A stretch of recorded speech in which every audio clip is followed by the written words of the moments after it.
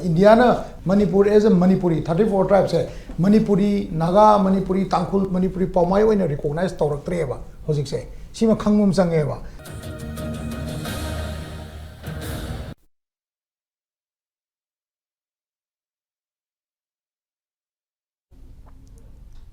Hello, a very good evening. Welcome to Manudna. Manudna the meaning Tabiriba Mayam Puna Mupuan Mukta Dram Chage.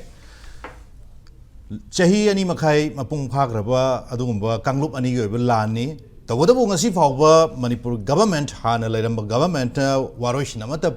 Puramdana, Hojiksi, Manipursi, under President Rule Legre, Aruga, another side, Amada, Laibaki, Quaidi Hena Chawa, Mapi Mapa. Any problem could even solve the Wugamba, Central Sarkar, Delhi Sarkar, Nasunga ship hopper, Lushan and a lady, Aruga Amarum the Muk lady, Kanglup Anizigi, Marak Sida, side Amakadang Oerga, Lushan Bayadaba, side Anima Madhutaba, Adumba, PSQ of from Lapumatamda, Kanglup Anigi Marakta Kari, film the lady, Hypo of Sini, Aduna, Hosik Santi Lang Nabaki the Mokta, Arabi, Akogi level the Tongan Hogi. Lambi mayam khak santi lakna bugi chadha bugi wafam dilai sarkar gi maike degi tawadabu ngasi bawa santi lakpa ngamdana adubak lai bugi wafam sini aduna Manipur gi hajik oiriba lairiba lan sida santi hariba wafam se masi adumak masi politically masi submerged tawgrab adum wafam khakla santi laktana bugi damakta thawoina na masi central government na silabra kanglup ani gi marakta hajik se khanaba pamibra mihat misi lairibra hajik yam toin lawo wafam se hajik Manipur da hajik santi hanjale haibagi wafam siri yamna toina taba phangba adum wafam di oi tawdabu santi si hajik phawba ching amadi tamgi marakta chathok sin tawi yabagi wafam leite aduna hajik akoigi central government na hajik Delhi sarkar na Manipur da president rule thama madungda yamna ka hena laibak myam achauba akoigi expectation mayam kak leiramani adum pu hajik chahi ma bharka dorba sumba president rule hairiba matam sida su hajik phawba laibak myam prajana ka hena masidagi Hajabasi nomungi mangi wafam pau lai aduna hajik laiba wafam de santi hanjalak na the kari tawa mathau tari hajik subnatagi sarkar khakta mathau tabra natragana tongan ba stakeholders sing lairiba community wise ki leaders sing tongan ba akhoi civil society organizations sing satra gi leaders sing hairiba sing si loinamuk mathau tarakpi matam du yaurabagi stage la natragana subnatagi hajik se khoi laingak na santi purpa ngai ge dawribra haiba wafam sini aduna maru ina ngasi khoina thamjari topic Vision for a Peaceful Manipur. So I welcome Oza Dr. Dhanabir Laisram, social scientist, Oza Daram Okchage, and joining us tonight, Santana Hakpam, Secretary General, United Committee Manipur. Tawadabu akoi Santa se lambi traffic da jek se hall torga laire athumatam da studio da Lengzen Birani. So I welcome both the guests on Manu Wadna, Vision for a Peaceful Manipur. I Oza Dhanabir I randomly laksage an base. Aduna Danabir Equina United Manipur ne Mathau Taribse Hajik Akogi side Makang Santi Labia, the side Anima Akoi Santi Lamina Duni Mathau Taris, Tawabo Kangopanizi, Marakta Yamna Hogi Acho classes and Cook Laiva Aduga classes see Karamba level, Paula Ribbon, Tashang Namok, Kanglup Anisi, Naxanaba, Amona Yaridra, Natragana, future Yamatam the future the Anise. Among ocean by Yarida have you wafams in Hazik Labak Prazana, Zikam Kahan and Nunangi wafams, Maruina Queen Santi, me and Yang Pontam, long term policy, Mato was it. Aduna, how you go in a peaceful Manipur, Hamatam, the Hanmatam, the Kari priority Matotagi have wafams the Saiway, the Hanaksaki. Premana Vision Gi Matang Nainadico Magi Vision Gi Matang da Peace Kimatang. Anisi yang bukan da koi chan yang ba miyeng amada kamaina santi por kada ga habne ba la santi du yam san na yeng dana sum leirga di hojikti santi hek leitrimina santi du akoi por pada ngamoi da bagi por leibra ga ba hang banina vision bo haradi short su long su tam anima leine ba ko short term long term anima dum leini ada sida khoina atin no matamda hojik se sang na yeng ba miyeng ga loina santi poropusi kamai tawsige hai kanjida asang miyeng ju yaw diaroi ko keno da yamna sang na yeng hauda di mu permanent peace to mu la oiba aduna ahan bada thamjaning bada ko hoi santi wardi madi moral obligation sange moral intimacy nungi weba thamoi gi pot amani dana aidi ngak toksinaba oragadi amusueta bera karkaneba aduna ahanbada tawbu yabasi akhoi priorities kai da piga dageda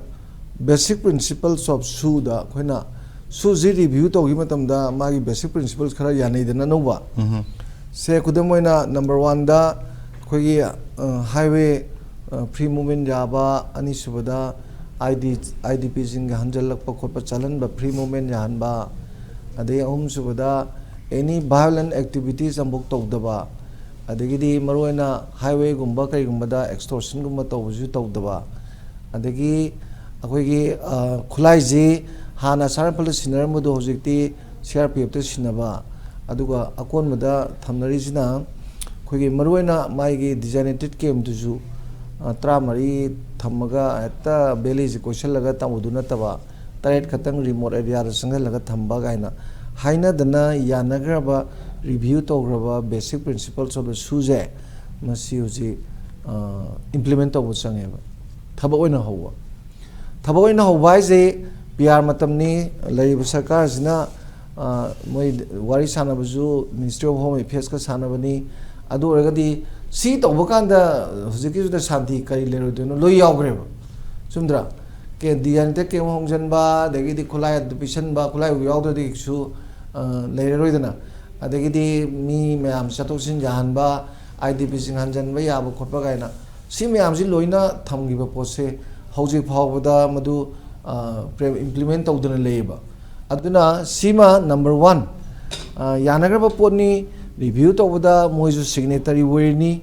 id maroina khoigi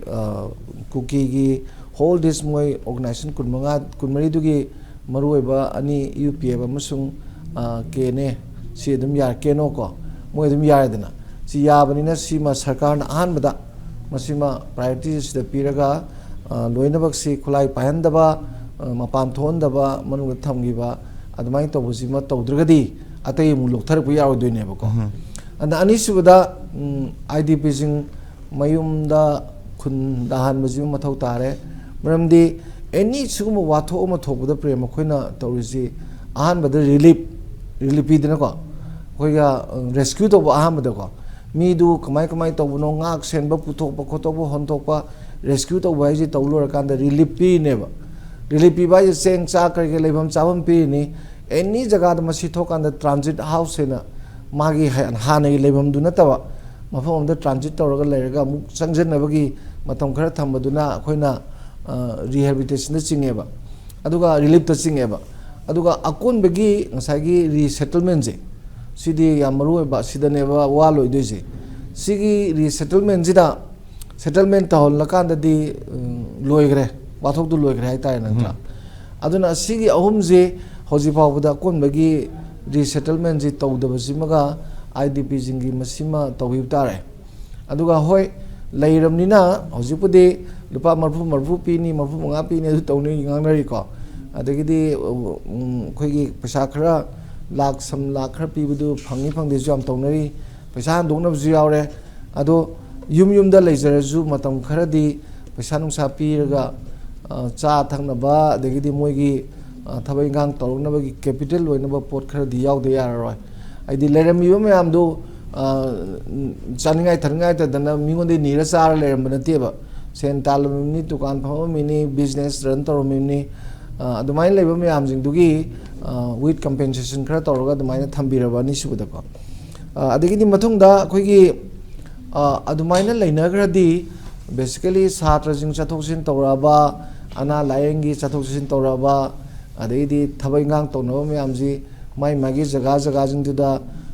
community amabu orjo community amurju chalaga thabai ngang tawbu officer join tawduna khotana leiraba adui matung do haipet charapa ma leiragadi yam kuina matam sangna nungsi chana leinana ba community gi marakta wari utai sadna khotana community dialogue phajana tawraga mapung phaba yam nungai phana leibe yanana bagi honaba yabam leireba community to community understanding se yamaru eba pot amane aduna masigi si lengakna ngasi bawba tawdri hai tare akoigi thadogi sinau sing laga sida wari sabaga do moi masen CSO jingna tawna jabne ba sida government gi kari gi moina hona bi bezu yaw dena aduga government na lengak sina tawrage na khalaga sigi ji community to community dialogue si tawraga di yamne na phani aduga moina tawge na singe na khaladi moina habdi yaw da zulite ba yadraga di masana se highway ji free movement tawrani habji da moina tawdana leri se lengak ki tawum thobdu tawdaba ne ba aduda kanaguma apan ba pirak padu masana criminal ni dana ba crime du commit tawrim na state ama leri aduga PR ni Delhi gi lengang ni hardi commit to crime commit to room yam jing do dandi khudak ta phangan be ai phaba dei pun ba dum to be ai aduda mana miyam gi reaction la kani khot kani na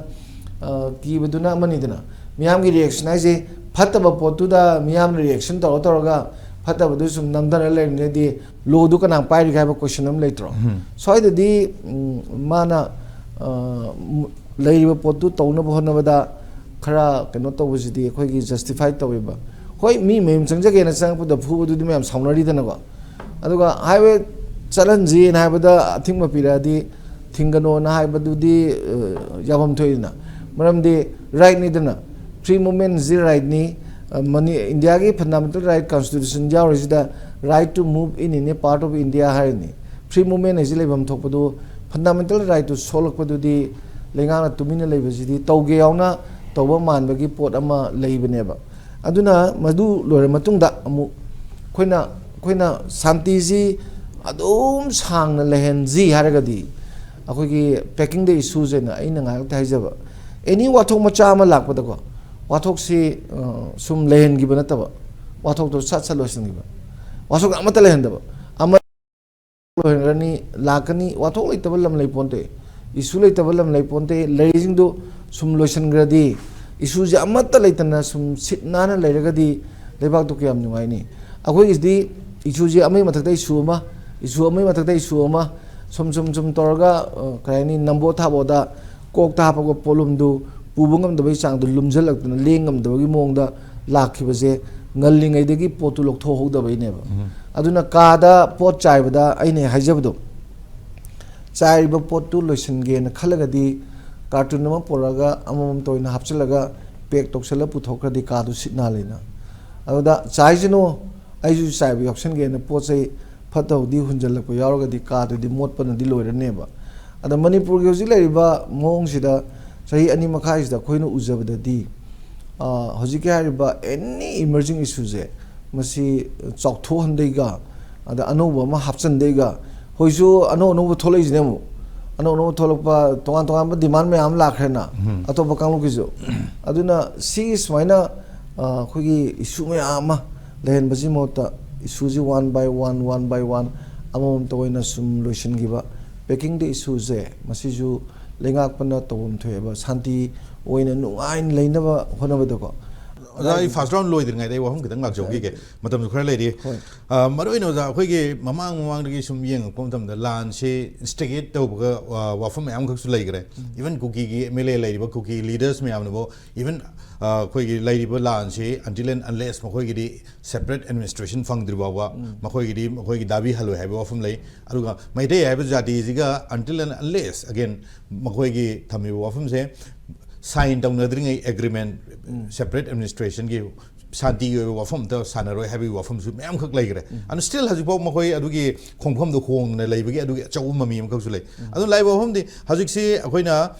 khoi gi santi ji mapung phana lai na bagi damak da hajik si kari karam platform athau ta gi habi wafam du hajik lai je aduna hajik khoi gi santi ji senai de long term ne khoina hakki khudaki khoi yasanaraga madung da mu repeat torok bodo maduna te lebak myam prajana pam je hajik se so that repeat torok ta na mo da hajik se akhoi gi santi gi masigi karam platform do wari sanaraga di hajik se maru gi habi wafam do da dai wai kai mot bi wari sabai se akhoi gi any conflict ama emerge torok pada maru oina magi asoba sai conflict tu my creator riba kangudu aidi government oigera kano oigera lalo oigera cs oigera any group to identify to ba changbudu khoi di identify tawrena identify tawdana leirabani ba hana kana no sagi keno ga upf kana ji khanglena audi moi jingdu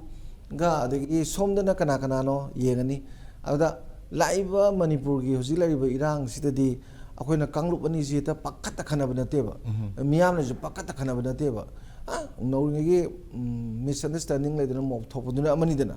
ꯑꯗꯨꯗ ꯁꯤꯗ ꯂꯨꯔꯤꯗꯤ ꯍꯥꯟꯅꯗꯒꯤ ꯀꯥꯡꯂꯨꯞ ꯑꯃꯅ ꯁꯨꯝ ꯍꯧ ꯂꯩꯔꯒ ꯃꯗꯨꯒꯤꯗꯨ ꯉꯥꯛꯄ ꯑꯣꯏꯅ ꯁꯨꯝ ꯇꯧꯕꯗꯨꯗꯤ ꯑꯃꯗꯨꯅ ꯍꯧꯔꯛꯇ꯭ꯔꯗꯤ ꯉꯥꯛꯀꯗꯕ ꯀꯥꯡꯕꯨꯗꯨ ꯀꯩꯁꯨ ꯇꯧꯔꯛꯑꯣꯏꯕ ꯍꯥꯏꯗꯤ ꯍꯧꯔꯒ ꯉꯥꯛꯄꯩ ꯋꯥꯅꯤꯅ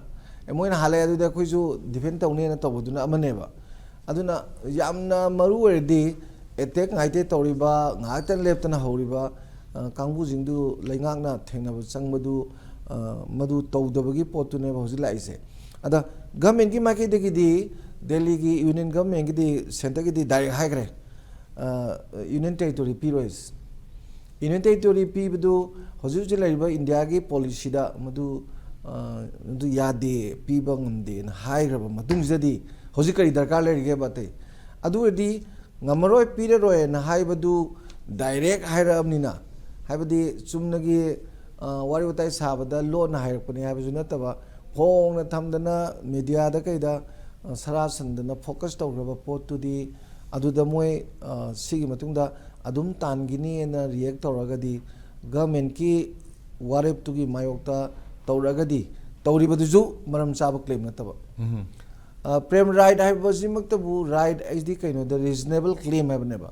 ꯃꯔꯝ ꯆꯥꯅ ꯑꯩꯅ ꯀ꯭ꯂꯦꯝ ꯇꯧꯕꯁꯨ ꯔꯥꯏꯠ ꯀꯧꯋꯦꯕ ꯑꯗꯨ ꯃꯔꯝ ꯆꯥꯗꯅ ꯀ꯭ꯂꯦꯝ ꯇꯧꯕꯁꯤꯗꯤ ꯔꯥꯏꯠ ꯅꯠꯇꯦꯕ ꯑꯗꯨꯅ ꯃꯔꯝ ꯆꯥꯗꯕ ꯀ꯭ꯂꯦꯝ ꯑꯃ ꯇꯧꯔꯦ ꯁꯔꯀꯥꯔꯅꯁꯨ ꯌꯥꯔꯣꯏ ꯍꯥꯏꯔꯦ ꯑꯗꯨꯒꯤ ꯃꯇꯨꯡꯗ ꯇꯥꯔꯛꯄ ꯄꯣꯠꯇꯨꯗꯤ ꯂꯩꯉꯥꯛꯅ ꯇꯧꯐꯝ ꯊꯣꯛꯄꯗꯨ ꯇꯧꯗꯕꯒꯤꯅꯦꯕ ꯋꯥꯊꯣꯛ ꯑꯣꯏꯔꯤꯁꯦ ꯑꯗꯨ ꯑꯃꯨꯛ ꯍꯟꯅ ꯇꯧꯕ ꯌꯥꯔꯔꯣꯏ ꯅꯣꯏ ꯁꯤꯁꯤ ꯇꯧꯒꯗꯧꯅꯤ ꯑꯩꯈꯣꯏ ꯅꯣꯏ ꯌꯥꯅꯈꯤꯕ ꯁꯨꯗ ꯌꯥꯎꯕ ꯉꯁꯥꯏꯒꯤ ꯕꯦꯁꯤꯛ ꯄ꯭ꯔꯤꯟꯁꯤꯄꯜꯁ ꯔꯤꯚ꯭ꯌꯨ ꯇꯧꯈꯤꯕ ꯃꯌꯥꯝꯗꯣ ꯃꯗꯨ ꯊꯕꯛ ꯑꯣꯏꯅ ꯄꯥꯡꯊꯣꯛꯑꯗꯧꯅꯤ ꯀꯥꯏꯅ ꯂꯩꯉꯥꯛꯅ ꯇꯧꯐꯝ ꯊꯣꯛꯄꯁꯤꯗ ꯂꯩꯉꯥꯛꯅ ꯏꯇꯧ ꯇꯧꯅꯤꯡꯗꯦꯕ ꯅꯥꯎ ꯗ ꯀ꯭ꯋꯦꯁꯟ ꯏꯁ ꯇꯧꯗ ꯌꯥꯗꯕꯒꯤ ꯃꯤꯌꯥꯝꯒꯤ ꯔꯤꯌꯦꯛꯁꯟꯁꯤ ꯌꯥꯝ ꯂꯥꯛꯀꯅꯤ ꯈꯣꯠꯀꯅꯤ ꯒꯥꯏꯅ ꯀꯤꯕꯗꯒꯤ ꯄꯣꯠꯇꯣꯛ ꯇꯧꯁꯤꯟꯅꯕꯗꯨꯅ ꯑꯃꯅꯤꯅ ꯍꯧꯖꯤꯛꯁꯨ IDP ꯒꯤ ꯃꯌꯨꯝ ꯍꯟꯖꯜꯂꯅꯤ ꯑꯩꯅ ꯍꯥꯏꯗꯅ ꯍꯥꯏ ꯄꯥꯋꯔ ꯀꯃꯤꯇꯤ ꯑꯗꯨ ꯑꯗꯥ ꯍꯥꯏꯅ ꯑꯩꯈꯣꯏ ꯁꯦꯝꯃꯤꯁꯤ ꯏꯔꯥꯡ ꯊꯣꯛꯄꯒꯤ ꯁꯦꯝꯖꯟꯅꯕ ꯑꯣꯏꯔꯝꯃꯗꯤ ꯀꯝꯗꯧꯅꯤ ꯍꯥꯏꯗꯤ ꯏꯔꯥꯡ ꯊꯣꯛꯄꯒꯤ ꯁꯦꯝꯖꯟꯅꯕ ꯅꯠꯇꯕꯗ ꯊꯑꯣꯏꯅ ꯐꯖꯅ ꯂꯩꯇꯥꯍꯜꯂꯒꯦ ꯅꯨꯡꯉꯥꯏ ꯌꯥꯏꯐꯅ ꯂꯩꯍꯜꯂꯒꯦꯅ ꯈꯜꯂꯝꯃꯒꯗꯤ ꯃꯤꯌꯥꯝꯅ ꯇꯧꯗ꯭ꯔꯤꯉꯩꯗꯁꯨ ꯁꯉꯥꯏ ꯐꯦꯁꯇꯤꯚꯦꯜ ꯇꯧꯗ꯭ꯔꯤꯉꯩꯗꯁꯨ ꯍꯥꯟꯅ ꯉꯜꯂꯤꯉꯩꯗꯒꯤ ꯀꯨꯏꯔꯦ ꯏꯔꯥꯡ ꯂꯩꯇꯕꯁꯦꯀꯣ ꯅꯣꯡꯃꯩ ꯀꯥꯞꯅꯔꯛꯇꯕꯁꯦ ꯇꯧꯍꯧꯕ ꯌꯥꯕ ꯄꯣꯠꯇꯨ ꯇꯧꯗꯦꯗꯅ ꯏꯔꯥꯡ ꯂꯩꯔꯀꯥꯟꯗ ꯇꯧꯕꯁꯤꯅꯗꯤ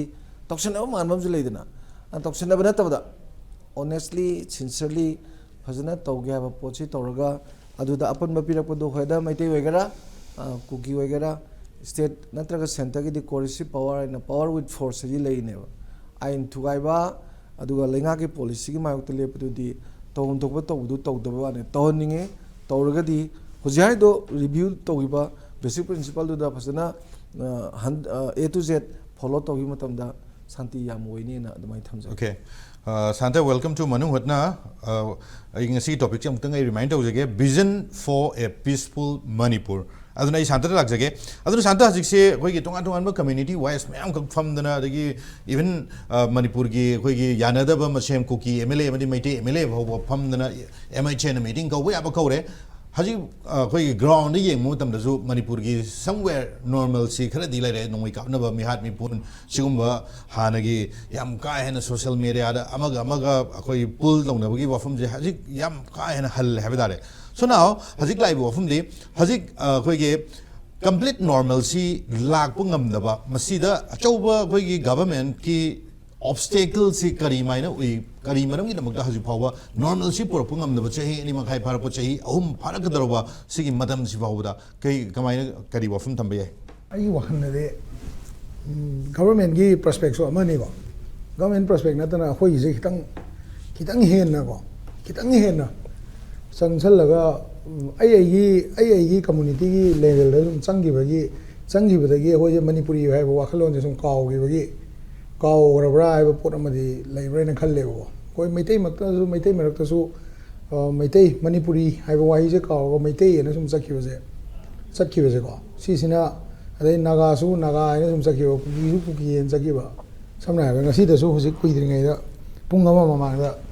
oza sing khar phamina ga sum wari sanar mune da wari sanar mu sida si topic sima adum sanar ma ai tare hoi gi leiba hosik leiba Manipur gi present scenario sida Manipuri amoina hoina identity se pamaktabagi culture ama yam chauna hoi state si lei wo sik se ko naga su naga oining ba kuki su kuki oining ba apik pa phuruk asom ba phuruk tuna naga ga khara he yum thang na ga na naga dum oining ba kuki ge yum thang na da na kuki ge dum oining ba lei dana ko meitei su manipuri oining ta ba hai ta ne ko meitei oining ko se si su yam chaw factor amane yam chaw factor amane ha de ngasai ge hoi ge nationalism as in India go mena khoi de yam line play to ngam mi se Manipuri nationalism se gi wang da khoi je community nationalism da yam na ka he na khoi changsal laga ko community centric oi ba pot yam changsal la bra pot singe bala ise ko ase example ama hajar ke ba project kano da toan ba khabar sing da ngarang han G5 na sangai festival thing bi ha pe je si se Manipur militants na sin na ba jaga khra yawe Meitei militants na sin na ba jaga khra yawe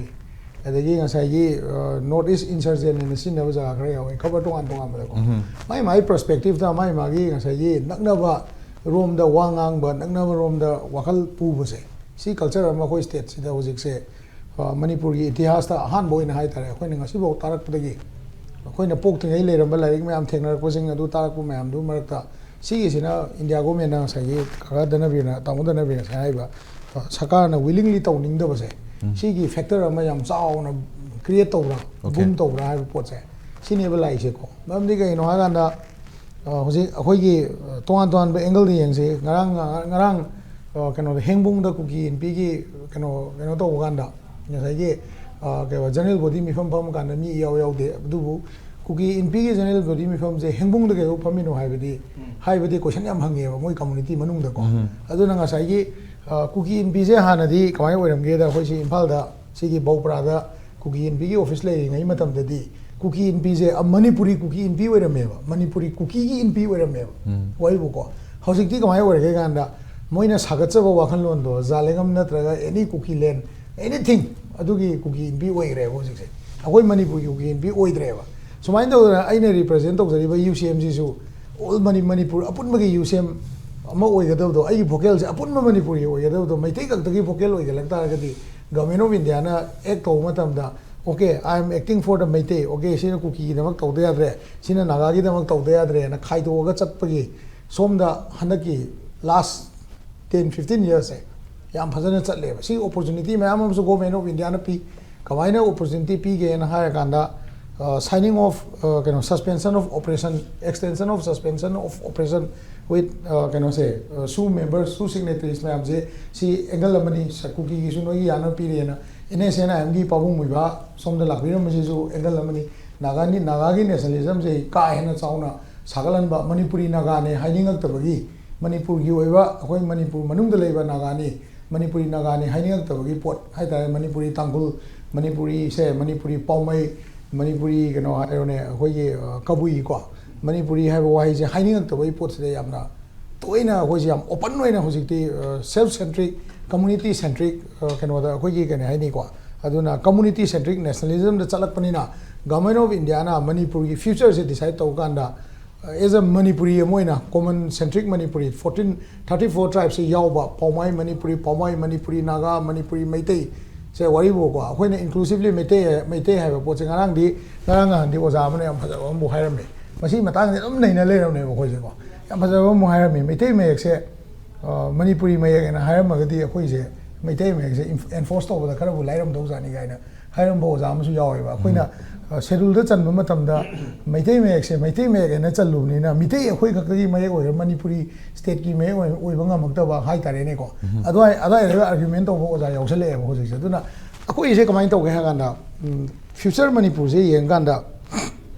ai gi wakhanda government of India amadi hojik paliba Manipuri lengak amadi political party khuding maksina ju ngasai gi ai no je haijari ba BJP party manung na su meitei BJP Beligi BJP amaga Suchanpur ki BJP amaga NPF ki somnakan naga ki BJP ama khaidok bai type ama party manung su dum tawe maramdi kuki gi leiba BJP gi MLA taret ngang matamda BJP party president amana boundary ama yek pangam deba we are a party for Manipur ai haje ko ngamde congress su samnai lamtin thang na ngang bodo moi ngang ande Facebook te inai me am lo kai ma hai bangam de even separate budget ki thagalak matamda bauda as a Kani go hill should have a different budget as a Nasagi tribal की agenda दे tribal centric होइबा तौबदबो ngसाई tribal मनुंगदा मु फरे नोय tribal लोय लिंजेन मानरबा हाइदि मोय जोंको मानदबा मोय मोय की community level योरागानदि okay आइदि Nagani नागाई lambda cookie ने जनबे यारोय अदे कुकी नसु ऐसे अखोई कुकी लेनी नोय चांग यारोय मैते न मो अखोई जगह जे काइ जनो अखोई से अखोई की 10% दि प्रोटेक्ट तौद्रगा नोयना 90% प्रोटेक्शन लौरबा जगह दि 10% कुमदर आगांदा अखोई ओइबा प्रोटेक्शन डिमांड तौद नोय की करी राइट लेगे हाइबो पोचनेबा अदुना अखोई की ngसाई मणिपुर एज अ होल येंगानदि अखोई मनुंगदा division of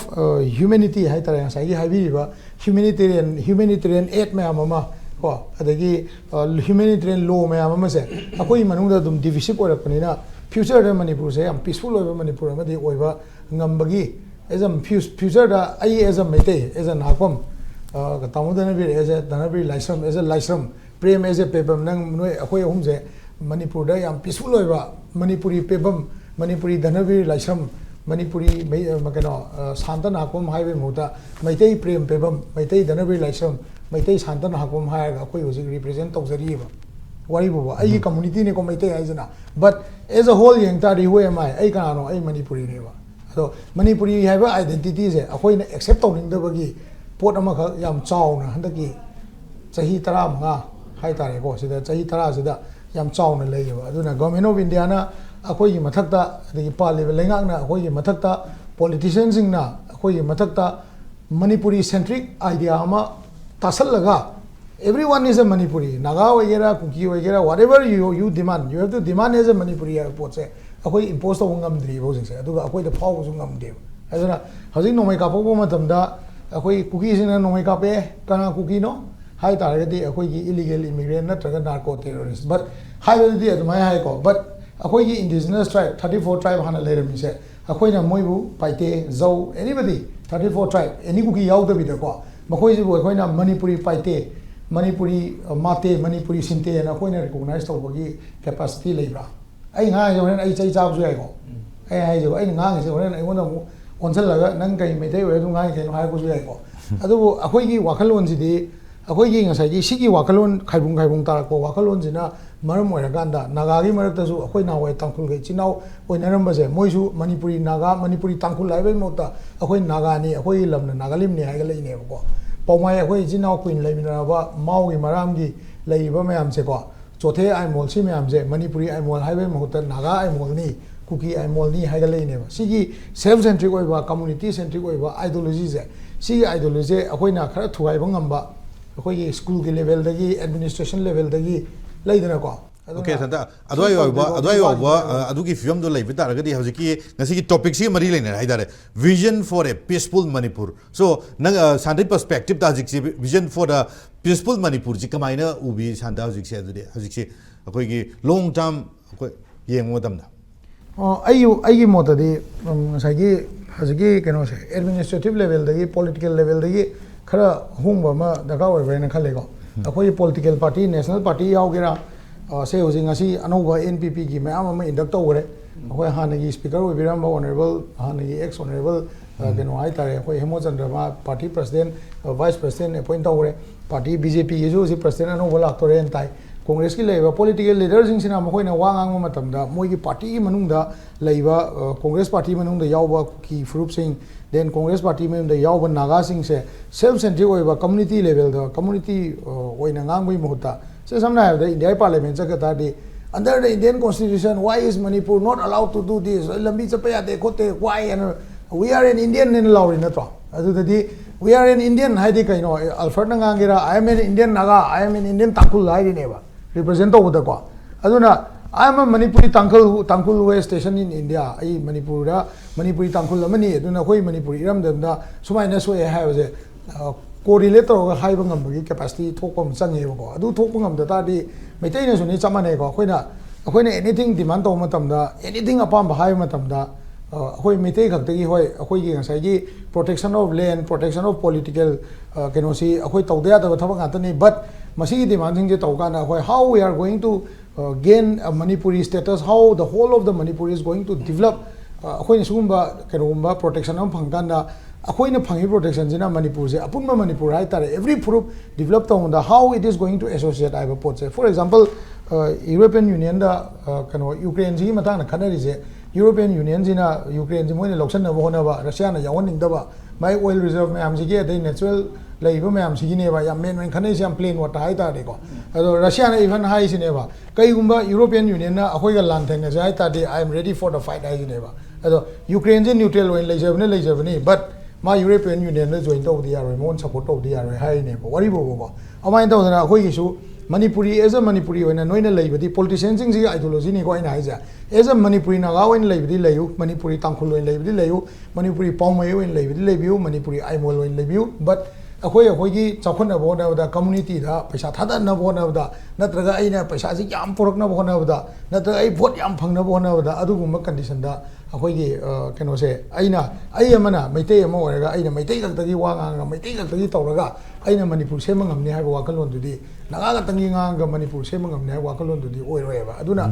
oiroi da boy benina akoi je khara thadokna bam change ba ko akoi na so aina so as a Manipur as a whole I have to recognize every tribe as our brothers and sisters ko ado tribe sing na so maitai se moina 99% wangang matam da maru oina moina maitai pallaga ngasai ge ni ko moi gi nationalism sagat pa je moi so khara handu bam change ba adugi angle do laita targadi moigi nationalism sagatna bona bada India na Manipur as a Manipuri 34 tribes hai Manipuri Naga Manipuri Tangkhul Manipuri Paumai oina recognize tawraktre ba hojik se sima khangmum change ba Manipur se block of 3 group oina recognize tawre ba aduna koina Manipur centric oiba wakhalonda akoi gi leaders singna madugi ideology to pusalaga parliament da kaida politics ta adugi idea to spread to bai tangai phada am chong lai na smain tamjak Okay, adugo Santa hojik se akoi gi community me am genuinely akoi gi apun mo mo lak na matam da hojik se kari mathau ta ri ge haiba wang du lak turing sai ri thami wafum jing na maru wera aduna hojik community me am pun mudri mathau ta ri je on the ground haibe chorak mam yeng da akoi gi tinaba loinaba man ba nataba manung da yanaba manung da amato ina pun mudri mathau ta ri je aduna hojik akoi Manipur bu akoi kannaba hona ba civil society organization jing achawa akoi gi dai ta makhak lauri bne hojik se akoi Santa lauri adu ato to ba miyo me am khakna jo aduna main oina theme di Manipur kai bi yaroi Manipur gi lairiba jati punam amato ina pun ga dabni haibu ne hojik lai aduna hojik lai point je hojik akoi gi community me am je sai genuinely all together ne asam khak lai na bi dam karma makhan gi akoi gi platform dialogue mathau tar ke haiba gi adugi adai area adu kitang thamiram akoi gi ayo hojik da so haijagre ko main di kai no ha ga na akoi da destroy yam tawre ise destroy yam tawre ko se kai na tawre ke ha ga na akoi gi ideology da community centric oi se ko ado politics matam se election naksal lagta ga di akoi vote khom kan da ke ni hanadi Manipur kan bagi wakalon matam amada statehood phang bagi wakalon matam da e role gi wakalon ko ada kan sai Manipur ai budi am pm gi ne du matam da ko adu e role gi wakalon da tamon zo ren clarify to bi no ko akoi gi maitai me sina schedule chan na bona da objection je am kai na kaisu lei do ma le ba aina sum ningjang je da ko mayam je dum chap mana to gi ma le adagi hoji akoi gi maitai me si example ma hai jare ni ko ai ja maitai me si kwai to ge da maitai me si na akoi na gari number plate ta thau hai ba di travel is in housing se si akoi gi ek na te moi snapti de tha bya roi kangpo bi tha bya roi na muthat ale but moina khang da ja many of the IS officers and IPS officers have used Bengali maitai me to clear the exam moi kaw roi dam ne moi gi IPS IS lai jing da hango ko mi mari nga so yaw ngani maroi na furup pal roi ge yaw di yaw re ko mase TV ro ba ko moi na ka TV ro ba aduga asai gi development agenda da politics ek nasala ko matam da akoi gi club ki leader youth leader then akoi gi senior citizen sing na moi na wang ang matam da 90% hojik se 2000 dagi na 2001 swai dagi horaga hojik phau se da thengnari se 99% je akoi meitei je loire akoi meitei je loire na haibe mota aina suggest to jawi wa ne si ko aina lalam su yai lalam ga su ai lale dum haije ge ko to do bo hanjing na haibi matam da sai gi akoi Manipur se loire akoi na meitei gi leadership sina tribal mayam je khada da bi da how did we convince them long matam am sang do kamai convince to lai no lan maza lai hi tar su ning thong na kamai convince to yai madu population yi la yam da bai ra na ta kai no Indian politics yaw kan da akoina schedule mayam sida chingi oiba chakthum adagi ngasai gi keno gi valley gi oiba chakthum then ST gi oiba benefit mayam ama then schedule caste ki benefit mayam ama hill gi phangba benefit mayam ama hill area gi phangba benefit India constitution ma sumaina mayam khai dok ko se laibasina maram hoi kana ngasai rajniti to bai sidi pesa sangmani na politics tagi hong na chum thok ta ya roi ba si je ko politically ai ngasai ju haija da politically politics ता join tawbigraba politics yawbigraba mayamsina wa ngangu matamda aigi community khakdang kannaba wahi ngangu je Manipur ba yam complicated oiba lam akhoina su yam na oina khangjawa yam complicated oiba lam dadi adugumba wahi do sina biroi tamne then akhoina object tawgadaba jaga amaga yawriba if we want a peaceful Manipur ko object tawgadaba jaga se kaino ganda kaganjo nga sai bi any demand je lang matam thuna lotion gadam na abse sidi yam chumme ko thuna lotion bi de kamai tawge da akhoi gi leiba limitation community boundary am lere adagi as a Manipuri oiba Manipuri boundary am lere adagi Manipur ki governance ki boundary am lere then law ki boundary am lere ba everything should not jump to beyond the state authority da lanthok raga chongaga tripartite talk ena hekta tawsan basina so akoi gi legitimacy se akoi political legitimacy adagi state ki oiba constitutional legitimacy di am so eba adu sok pane na ngasai gi state government da ibobi government na district samjal amagadi akoi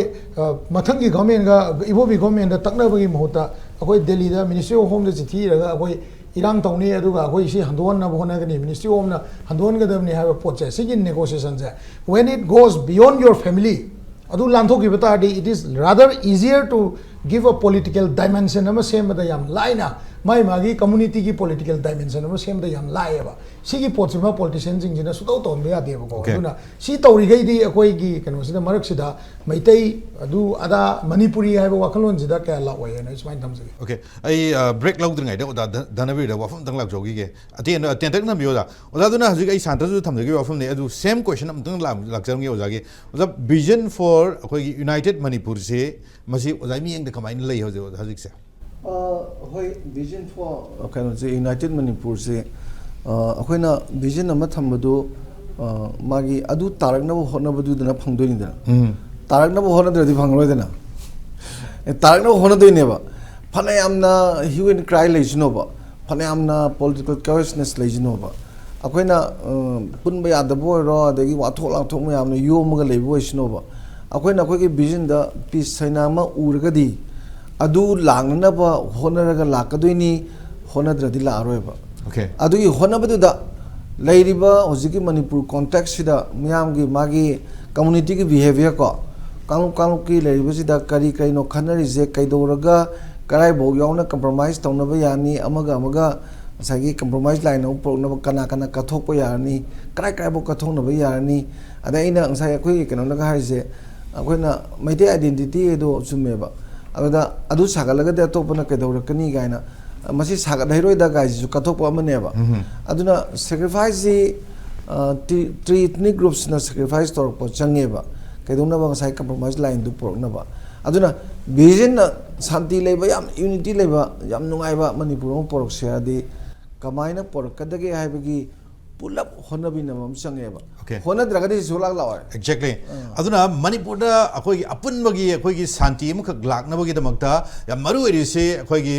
policy natraga one speech na yaroi leiba community khudimo ki achoba responsibility am khak matau tai aduna hajik mathau ta rei je hajik honesty dialogue amadi akoi gi tongan asam yam do leina bagi damakta kanglup masem amaga akoi gi